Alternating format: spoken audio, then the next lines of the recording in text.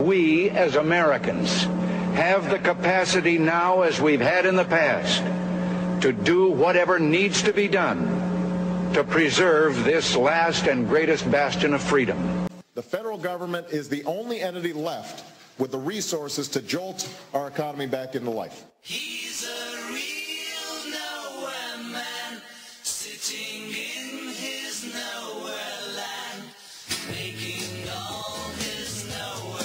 Welcome back, and joining us now is Mr. Christopher Marola. Chris is a political consultant primarily to conservative Republican candidates. The name of his business is Red Momentum Strategies. Check out his website. He wants the traffic, redmomentum.com. Chris, good morning. How you doing today, buddy? I'm doing well, Alan. Thanks for the intro. I appreciate it. Well, hey, I appreciate your commentary twice a week. Awesome. I sent you a bunch of articles, but the one that I think that is the most significant, because they all tie in with the other articles, is the one where this federal judge yesterday overrode the dictatorial power of Kathleen Sebelius to decide who lives or dies. She specifically, unbelievable, HHS, was denying a little girl in Pennsylvania, my home state, a 12-year-old girl, from getting a transplant, a lung transplant, because it didn't quite meet the cutoff age mandated by their policies and their laws. Now, what a sad commentary on how far we've slipped away from what the Founding Fathers intended. We're letting bureaucrats at the federal level decide who lives or dies. You know, I brought this article up yesterday, and in the beginning, I was under the impression that the headline in the Drudge Report may have been misleading because, you know, it attributed the quote, "Some people live, some people die." But then later on, after the show, I actually saw her say that. I saw it coming out of her own mouth, and I was blown away that she could be so callous, number one. And then number two, why should this even be up to anybody in the federal government? Isn't this up to the families, the doctors, and the donors? Well, right, exactly. And this is what happens with government-run health care. This is what happens with Obamacare. These are the things that conservatives like myself, libertarians like yourself, have learned about, that the moment you give all this power to government to decide who lives or dies, that's exactly what she said. Some people live and some people die. But here's the difference. She doesn't get to decide by law and by the Constitution. She's not supposed to get to decide who lives or dies. Sure, some people live or die, but that's a natural law argument. It's not for us to determine who lives or dies, but she's doing it with HHS, and of course there's the HHS mandate forcing not only birth control but the morning after abortion pill on religious organizations, hospitals, and so on, universities, against their will. It's clear the Constitution doesn't mean anything to these people, and this is why when we have these debates over Republicans versus Democrats, let's face it, I don't know a single Republican that has ever argued for this kind of power in the hands of Kathleen Sebelius. What did you think of the, the Supreme Court ruling on that DNA sampling? I thought it was just atrocious. Yeah, I mean, that's a tricky one because privacy under the Fourth Amendment specifically applies to the privacy within your home. So, does not apply to privacy outside the home. So it's kind of tricky. That's not what the Fourth Amendment says. It says no unlawful search and seizure of your home, right?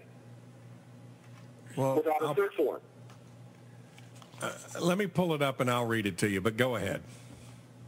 So that's been a debate that people have tried to have for a while, and it's a legitimate debate because we know the Fourth Amendment guarantees no unlawful search and seizure of your home without a search warrant. That does not apply to your car. Does not apply to your work. Does not apply to your locker at school.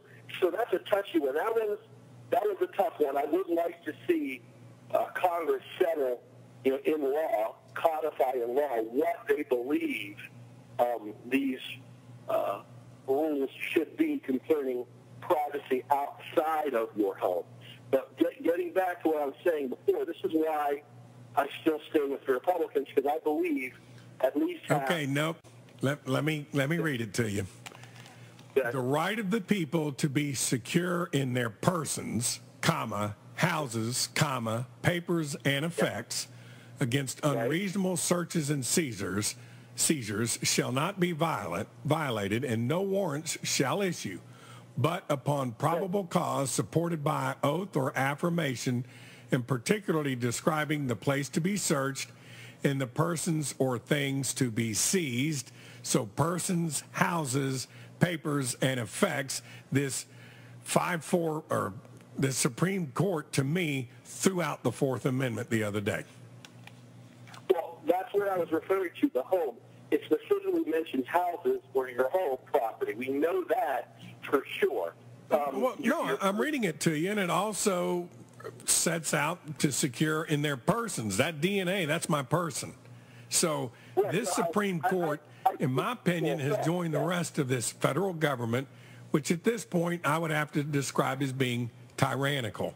And I go back to the Supreme Court was not designed to be the final ruler over everything. It's up to the states. And what I would encourage states to do now, particularly these conservative states with Republican governors, is to begin the process of nullification. It is time we start slapping back this federal government.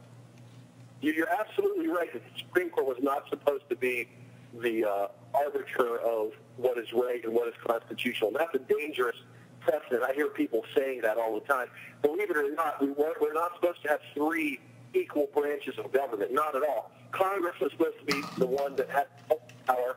The president second, and the courts were supposed to have the least amount of power, but over time they've given themselves this power. Marbury versus Madison, they declared that they had the opportunity to declare what is constitutional, judicial review. And Jefferson, who was president at the time, went crazy, because imagine how more angry and how more crazy he would be today if he saw these rulings. And getting back to my point about conservative Republicans, yes, there are some who aren't that conservative, but those who truly are conservative, they usually hold the line when it comes to these things. You'd never see a conservative Republican appointing a woman named Kathleen Sebelius, giving her the power of Obamacare to decide who lives or dies. Remember, not a single Republican in both the House or Senate voted for Obamacare. That's the difference between Democrats and Republicans, specifically conservative Republicans. But let's look at this. Mayor Bloomberg, who was the mayor of New York, who was a Democrat most of his life, for a short period of time became a Republican, now an independent. He's saying we need to change the Constitution because of the Boston bombing. We had that guy in the New York Times back in December who said it's time to get rid of the Constitution, to give up on the Constitution. His name was Louis Michael Seidman, and he's claiming that it's time to give up on this, and he's a professor of the Constitution or constitutional law at Georgetown. It's unbelievable, and CBS gave this Louis Michael Seidman, this supposed constitutional scholar, a big, amount of time on air. They gave him a big spot on air to talk about why it's time to get rid of the Constitution. Regardless of what you think about some Republicans not being exactly where you want them to be, you can't deny that, specifically when it comes to the conservatives within the Republican Party, no one is saying get rid of the Constitution, and no one is saying let's give an official like Kathleen Sebelius the right to decide who lives or dies. All right, I got to give it to you on the Kathleen Sebelius confirmation. She won confirmation 65-31. 9 Republicans voted for her nomination. 31 voted against. Correct.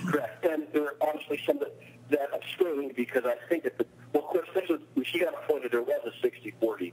Yeah, this was in 2009, so there are 40 senators. Yeah, so I can't believe 9 actually went along, but 31 did not. So that's kind of lends itself to the argument that I'm making. You're going to find a few liberal to moderate Republicans that drive us crazy within the Republican Party, but there's still a significant portion of conservatives, as you mentioned, who would not support civilians. Every Republican in both houses of Congress voted no on Obamacare. There's still something left within the Republican Party that is worth fighting for. There still are enough people there that will stand for constitutional liberties. We just need more of them. And that's why I've always been tough on you, Alan, because we need people like you back in our party. If we had more libertarians in the Republican Party, we would be able to stand up to the rhinos and to the liberal Republicans. I hear what you're saying. I've just been burned one too many times. Well, but you can't worry about losing a battle. You got to focus on winning the war. George Washington lost over 90% of his battles, but he still won the war. Hey, Chris, we're running out of time, buddy. We've been speaking with Chris Marola.